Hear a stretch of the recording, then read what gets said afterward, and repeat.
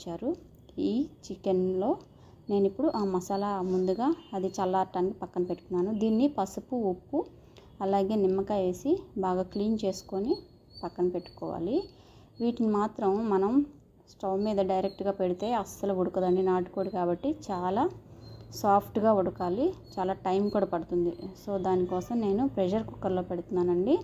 దీనికోసం అల్లం వెల్లుల్లి పేస్ట్ కూడా నేను ఈ చిన్న రోట్లో దంచుకున్నాను, స్మెల్ బాగా రావటం కోసం, అలాగే టేస్ట్ కోసం అనమాట.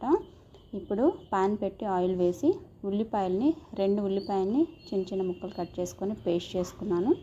ఈ ఆయిల్లో అల్లం వెల్లుల్లి పేస్ట్ అలాగే ఉల్లిపాయ పేస్ట్ 2 వేసి బాగా వేగనిచ్చి మంచి స్మెల్ బయటకు వచ్చేటట్టు వేగిపోయిన తర్వాత మనం దీంట్లో గోల్డెన్ బ్రౌన్ కలర్ వచ్చిన తర్వాత కరివేపాకు యాడ్ చేసి మనం విజిల్స్ మాత్రం బాగా 8, 9, 10 దాకా కూడా విజిల్స్ రావాలండి.